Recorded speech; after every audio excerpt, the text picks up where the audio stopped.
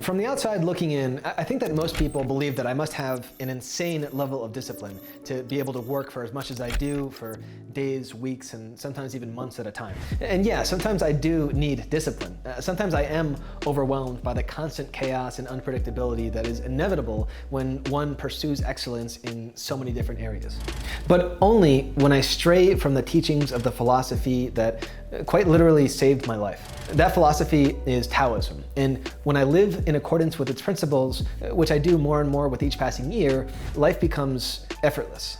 I wake up and within 30 minutes, I'm at my desk with a warm cup of hot chocolate, ready to start working on the day's tasks. I start my day working on Nelson Quest, my passion project. And then around 9 a.m., I shift my focus to Agent Fire, my business, for the remainder of the day. Within my day are always at least 2 one-hour blocks reserved for my various physical and expressive pursuits, one in the morning and then one later on in the afternoon. When I am in my zone, working entire days is not something that requires discipline or dedication. Instead, working entire days becomes effortless. My essence is greatness, and when I'm in my zone, it actually becomes more difficult for me to not exist in this way.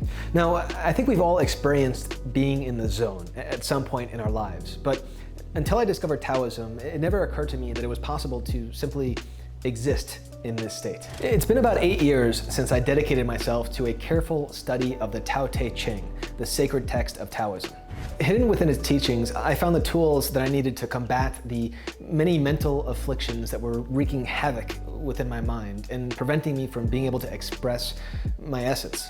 In this video, I'm going to introduce you to the Taoist concept of Wu Wei, the beautiful art of living without friction. I'll show you how I'm able to apply Wu Wei within my own life to quickly achieve incredible, effortless results in virtually everything that I do. And by the end of this video, especially if you're an entrepreneur or someone who is moving down the path of self-development, you're going to understand how to replace the toxic hustle culture mentality with a power that is far superior. A power that can enable us to actually get more done without actually doing anything. Let's begin.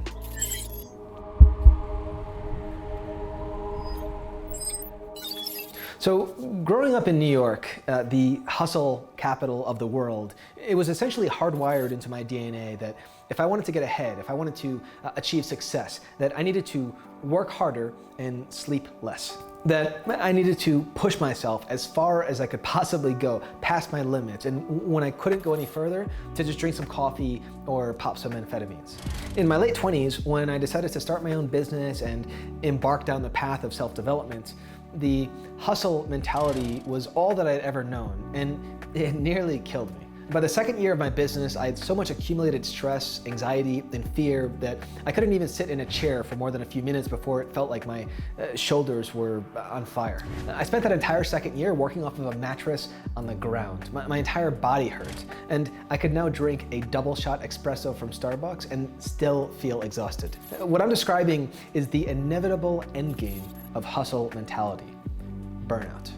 Now, it was also around this time where, out of desperation, I discovered the philosophy of Taoism and the essential concept of Wu Wei, which roughly translates to non-doing or non-action, action without action. I was initially very resistant to this idea for obvious reasons. It seemed to be the exact opposite of hustle culture, to which I was a disciple. But here's the thing, Wu Wei doesn't mean to be lazy or just sit around and not do anything. It's quite the contrary. Wu Wei means effortless action. It means that regardless of what task we're engaged in, whether it be writing a script for a YouTube video, working on a new ad campaign for our business, or even training past our perceived limits, that we engage with these tasks in a way where instead of pushing or forcing ourselves to do these things, that we simply become these things. Where the task is simply an expression of who we are and what we're striving towards without focusing on the result or even striving at all, so that we can perform the task at a high level in a way that sustains our energy instead of burning through it. To exist in a state of Wu Wei is essentially to exist in a state of constant flow. Now, there are lots of metaphors that can be used to explain the practical application of this, but my absolute favorite is that of the river. We are all, at every moment, floating within the river of life. When action feels effortless, it can be said that we are moving with the flow of the river. But when action feels difficult, when it tires us out mentally, it's because we're swimming against the flow of the river. In the West, we're essentially hardwired to swim against the flow of the river. A lot of this has to do with misunderstandings of the nature of control. We mistakenly believe that we need to control everything around us, but if we look carefully, there's actually a surprising amount of stuff that we can't control. Nature is one of the things we can't control. Most of what happens around us and even within us is beyond our control. Our blood flows by itself. Our wounds heal without us having to manually intervene. Even thoughts themselves, more often than not, simply come to us. Which brings us to the first part of learning to move with the river, making sure that the water is clean and free from blockages. Free from desire, you see the mystery. So thoughts actually flow much in the same way that water does. And when we overconsume things like social media, junk food, video games, and porn, the neural pathways within our brains actually change to motivate us to consume more of those things instead of motivating us towards the things that are actually consistent with our essence, consistent with the flow of the river. And so when we consume these things, especially in excess, our rivers become polluted and full of blockages, and that's why we need to start here.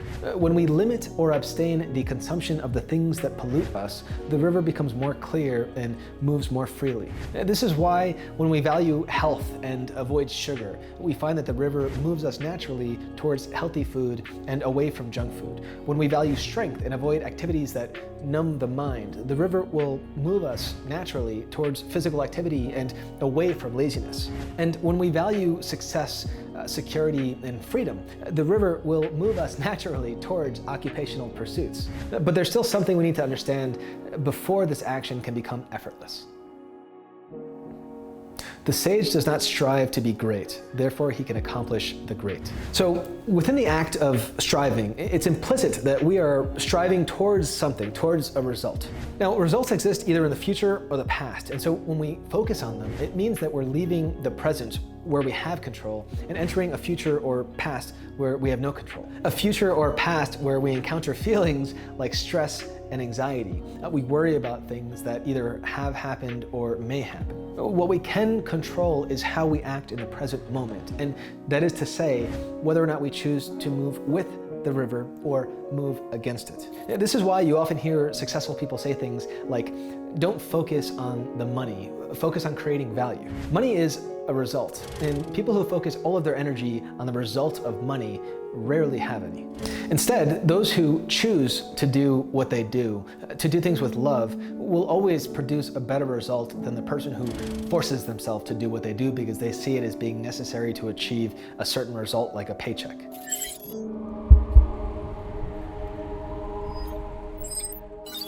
Supreme good is like water. Water greatly benefits all things without conflict. It flows through places that people loathe, thereby it is close to the way.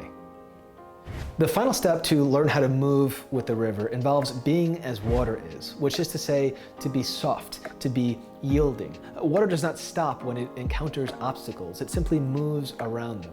Water is an essential part of all creation, yet it has no specific goals or desires. Without it, all creatures would perish, and so by benefiting all creatures without conflict, it represents the virtue of humility. I think this part is perhaps best encapsulated in the immortal words of Bruce Lee. Empty your mind, be formless, shapeless, like water. If you put water into a cup, it becomes the cup.